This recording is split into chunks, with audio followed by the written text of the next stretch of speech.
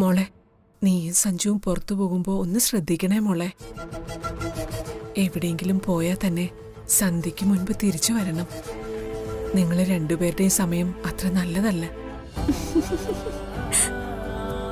അമ്മ സൂക്ഷിച്ച് ശ്രദ്ധിച്ച് നടക്കണമെന്ന് പറഞ്ഞ മക്കൾ അനുസരിക്കാതിരിക്കോ? സമ്മതിച്ചു. ഇനി അത് വിട്ടേക്കമ്മ. അമ്മൂനെ അമ്മ ശ്രദ്ധിച്ചോ? ആകെ ഒരു പതർച്ച അവൾക്ക്. ബന്ധുക്കള് കയറി വരുമെന്ന് ഒരിക്കലും അവള് കരുതിയതല്ല. സത്യം. സത്യത്തില് നമ്മളെ മുന്നിൽ നിന്ന് അവള് ചൂളുകയാ. അവര് ഒന്നും കാണാതെ വന്നതല്ല മോളെ. കൃത്യമായ പ്ലാനോടുകൂടി അവര് വന്നിരിക്കുന്നത്. അവളത് എന്നോട് പറഞ്ഞു. അമ്മൂനെ സ്നേഹം നടിച്ച് കൂട്ടിക്കൊണ്ടു പോകാനാ അവരടുത്ത് കൂടിയിരിക്കുന്നത്. എന്തെങ്കിലും ലക്ഷ്യമില്ലാതെ അവള് കയറി വരില്ലെന്ന് എനിക്കും അറിയില്ലേ. അത്രയ്ക്ക് അവൾ അമ്മൂനെ ദ്രോഹിച്ചിട്ടുണ്ട്. ഭർത്താവ് ഉപേക്ഷിച്ച പെണ്ണായിട്ട് അവള് നിൽക്കല്ലേ. അനുനയിപ്പിച്ച് കൊണ്ടുപോയാ അവരാഗ്രഹിക്കുന്നത് പോലെ കാര്യങ്ങൾ നടക്കും. ആ മോഹങ്ങ് മനസ്സിരിക്കത്തേ ഉള്ളൂ. ഞാൻ അവളെ വിട്ടുകൊടുത്തിട്ട് വേണ്ടേ?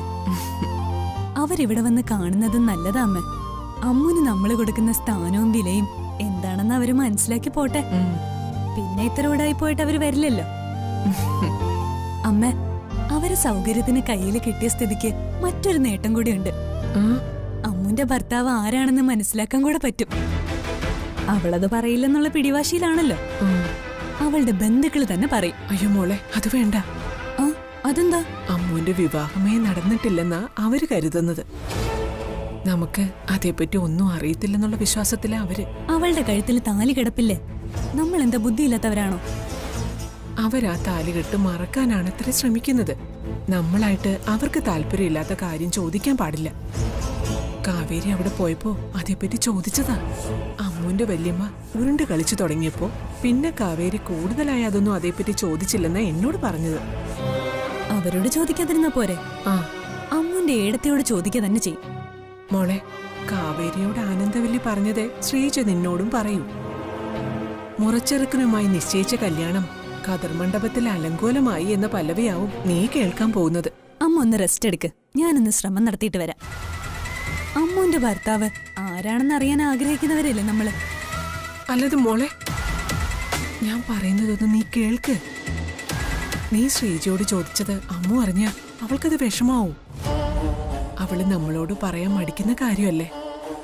അതൊരു വിശ്വാസക്കേടാ മോളെ. അമ്മ സമാധാനായിട്ടിരിക്കും. ഇതെങ്ങനെ കൈകാര്യം ചെയ്യണമെന്ന് എനിക്കറിയാം. അമ്മ ഒന്നും അറിയാൻ പോണില്ല.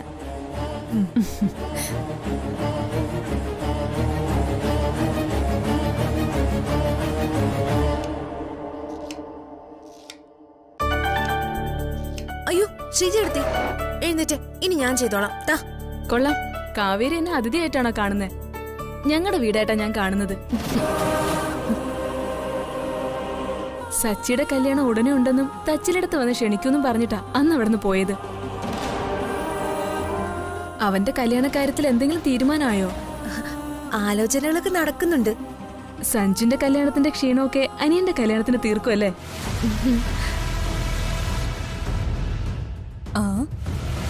വിരുന്ന് വന്നവരൊക്കെ വീട്ടുകാരായോ? എന്നിട്ട് അമ്മു എവിടെ? അവള് കുറച്ചും കൂടെ ഉണ്ടായിരുന്നല്ലോ. സഞ്ജുവിന്റെ അമ്മയുടെ അടുത്ത് പോയി കാണും.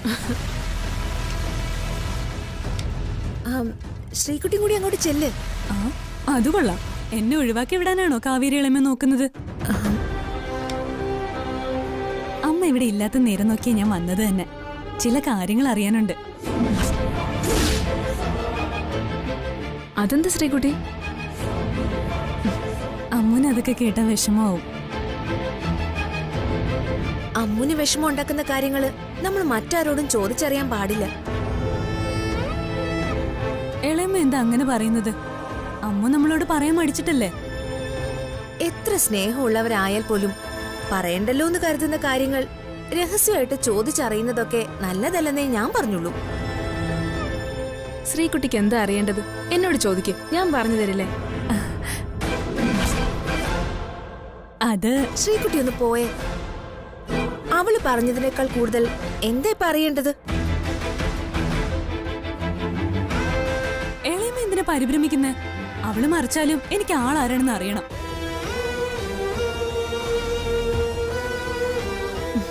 കൃത്യസമയത്ത് അമ്മുവിന്റെ കഴുത്തിൽ താലി കെട്ടാൻ ഒരാൾ വന്നില്ലേ?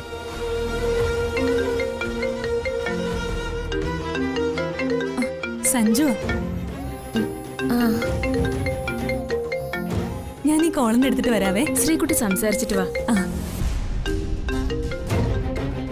അമ്മു, സ്വാതിയുടെ ശ്രമം എന്തിനാന്ന് മനസ്സിലാക്കിയാലുടൻ ഞാൻ സഞ്ജുവിനെ വിളിച്ച് വിവരം പറഞ്ഞു. അതാവൻ സ്വാതി ഇപ്പൊ വിളിച്ചത്. ചേച്ചി വീണ്ടും വരൂ രാജുവേട്ടാ. എന്താ സഞ്ജു പെട്ടെന്ന്? സഞ്ജു കാര്യം പറ. ഞാൻ നിനക്ക് ഇവിടെ ഒരു സർപ്രൈസ് ഒരുക്കി വെച്ചിട്ട് വിളിക്കുന്നത്. സത്യമാണോ? ആ അതെ, എനിക്ക് വെയിറ്റ് ചെയ്യാൻ കൂടുതൽ സമയമൊന്നുമില്ല. ഓക്കെ, ഞാൻ പുറപ്പെട്ടു കഴിഞ്ഞു.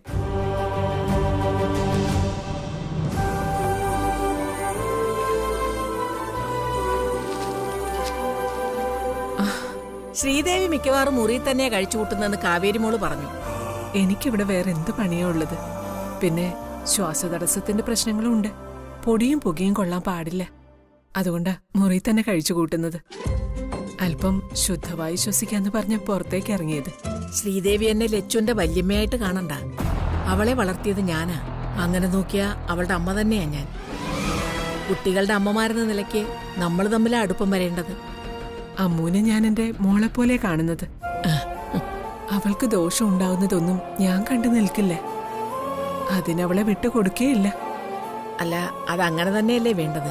അവളിപ്പോ ഇവിടുത്തെ കുട്ടിയല്ലേ. ആനന്ദവല്ലി മകളെ പോലെ അമ്മൂനെ കണ്ടതെന്ന് വിശ്വസിക്കാൻ എനിക്ക് പ്രയാസമുണ്ട്. അതെന്താ ശ്രീദേവി അങ്ങനെ പറഞ്ഞത്? പ്രസവത്തിൽ മരിച്ചതാ അവളുടെ അമ്മ. അതൊക്കെ എനിക്കറിയാം. അമ്മു ആനന്ദവല്ലിക്ക് സ്വന്തം മകളായിരുന്നെങ്കിൽ അവളുടെ ഇരട്ടിയിലധികം പ്രായമുള്ള മുറച്ചെറുക്കന് കെട്ടിച്ചു കൊടുക്കാൻ തയ്യാറാവോ?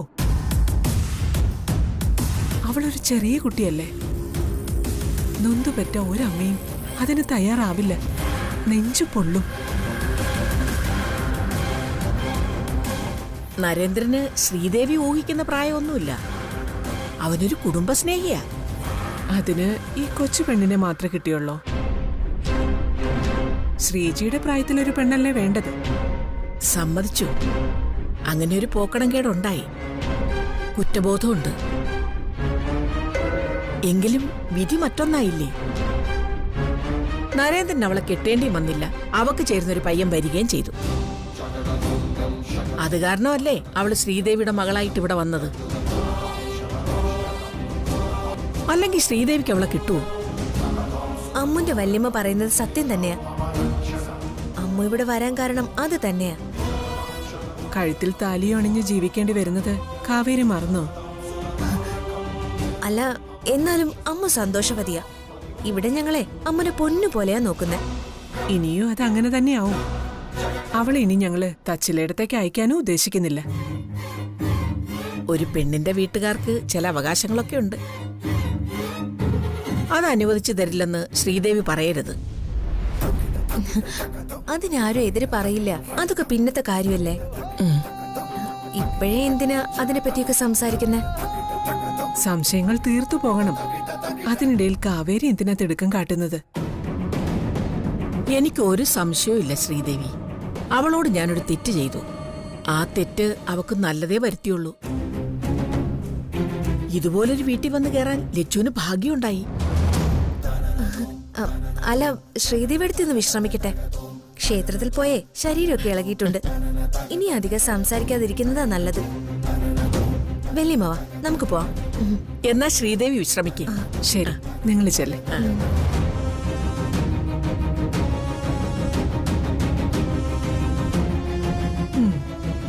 അമ്മൂനെ മയക്കി കൊണ്ടുപോകാന്നുള്ള മോഹമൊക്കെ നടക്കാൻ പോകുന്നില്ലെന്ന് ആനന്ദവല്ലിക്ക് മനസ്സിലായിട്ടുണ്ടാവും.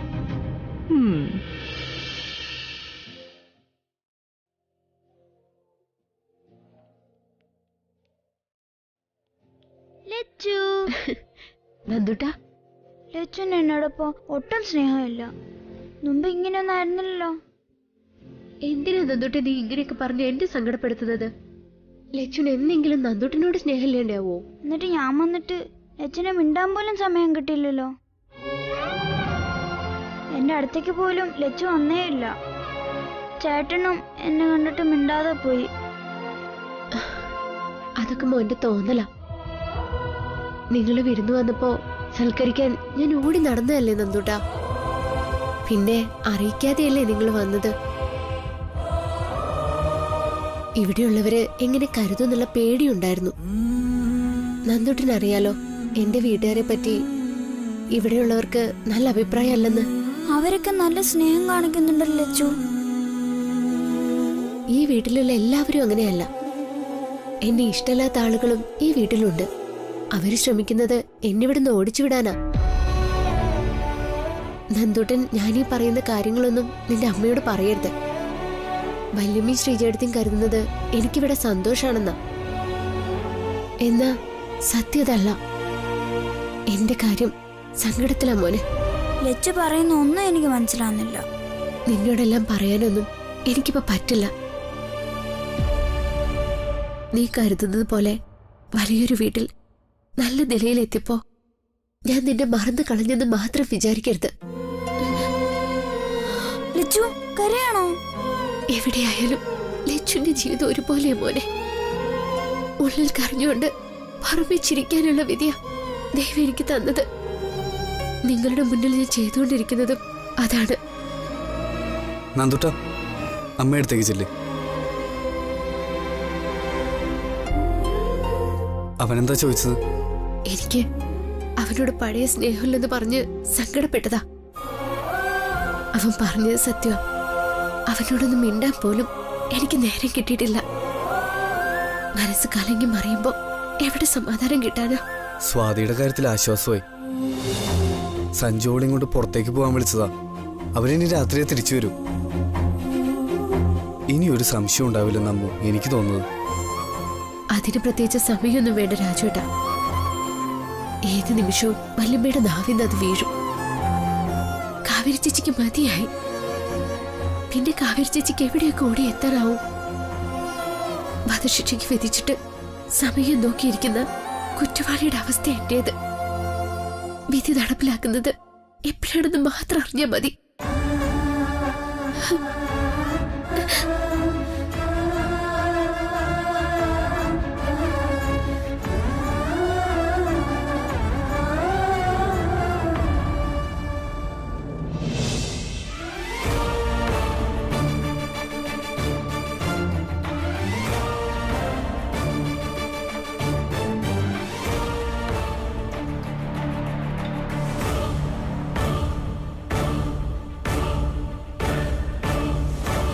മുത്തച്ഛനെ കണ്ടോ?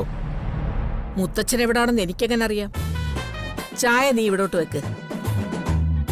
ഡാ നിനക്കെന്താ പറഞ്ഞാ മനസ്സിലാവില്ലേ? മധുരടാത്ത ചായ. എനിക്ക് മധുരം വേണോന്ന് ഞാൻ നിന്നോട് പറഞ്ഞോ?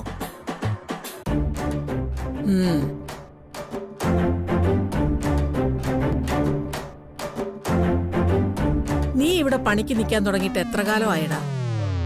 കുറച്ചു കാലമായി. ശമ്പളമായിട്ട് എന്ത് തരും?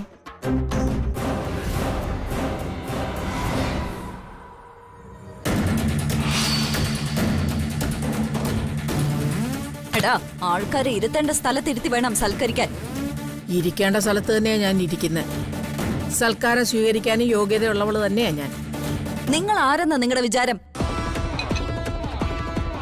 ആ പെണ്ണിനെ ഓർത്ത അച്ഛൻ നിങ്ങളോട് അല്പം മര്യാദ കാണിച്ചത്. അതിന്റെ പേരിൽ മുതലെടുപ്പ് നടത്താനാ നിങ്ങൾ ശ്രമിക്കുന്നത്. ഈ വീട്ടിലുള്ള മറ്റുള്ളവർ മണ്ടന്മാരാണെന്നൊരു ധാരണ നിങ്ങൾക്കുണ്ടെങ്കിൽ അത് വേണ്ട.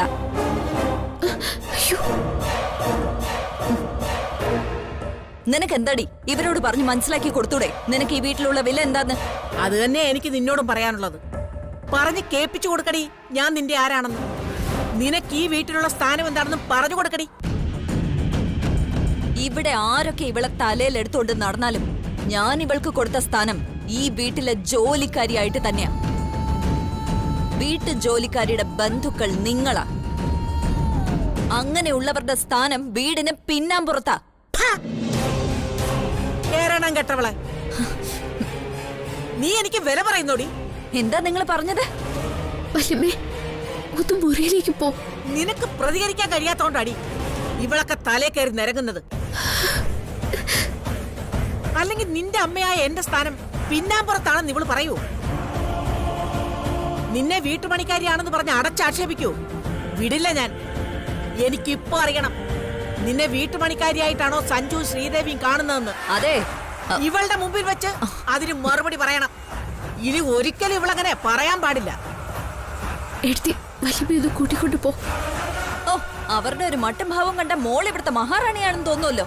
അതേടി, എന്റെ മോൾ ഇവിടുത്തെ മഹാറാണി തന്നെയാ. എന്തേലും കുഴപ്പമുണ്ടോ?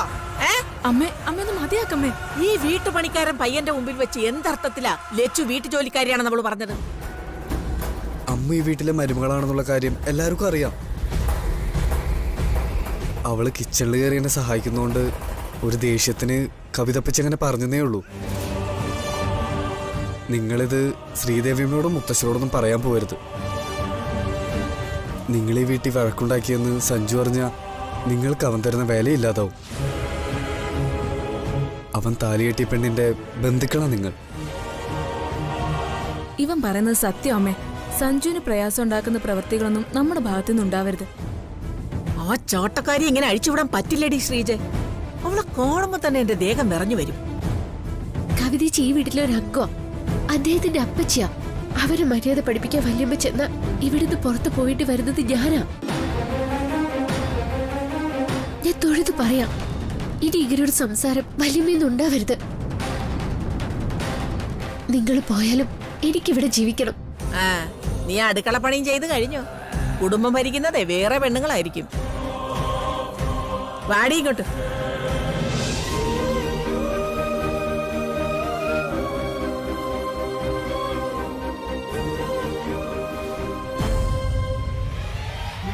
ഹോ, എന്തൊക്കെ ഉപകരണങ്ങളാ ഈ വീട്ടിലുള്ളത്. നമുക്കാകെ ഉള്ളത് പഴയ ഒരു മിക്സിയും 100 വട്ടം റിപ്പയർ ചെയ്ത ഫ്രിഡ്ജും. അതിനാണെങ്കിൽ തണുപ്പുമില്ല.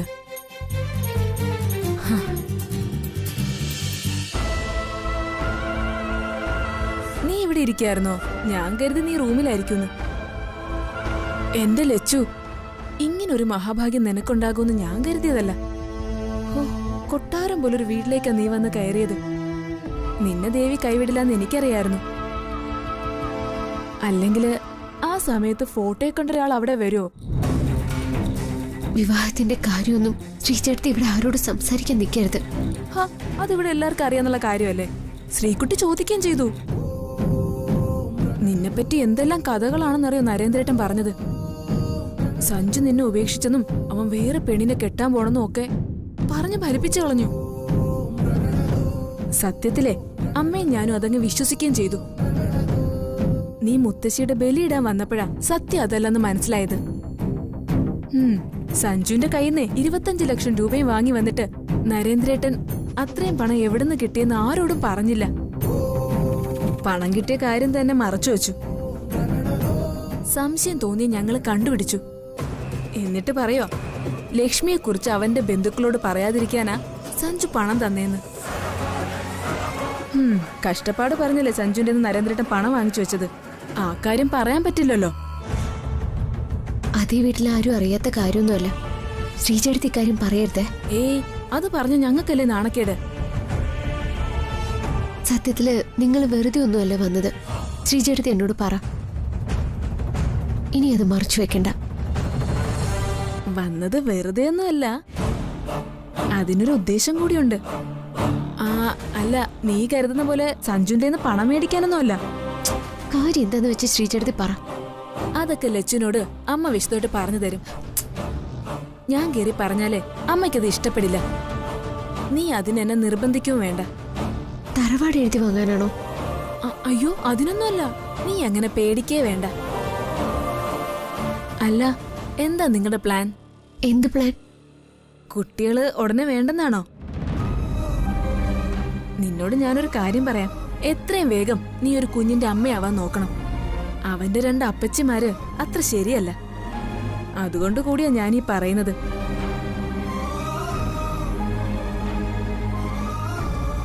നീ അവന്റെ കുഞ്ഞിന്റെ അമ്മയായാല് ഇവിടെ നിനക്കൊരു പിടി വീഴും. ഇപ്പൊ അതില്ലാന്നല്ല ഞാൻ പറയുന്നത്. ശരിക്കും കുടുംബം ആവുന്നത് അപ്പോഴാ. ദാ വരുന്നു മോനെ. അവന് വിശപ്പായെന്ന് തോന്നുന്നു. സർജറി കഴിഞ്ഞ ശേഷം അവൻ ഇടയ്ക്കിടയ്ക്ക് എന്തേലും കഴിക്കണം. ഞാൻ പോയിട്ട് വരാവേ.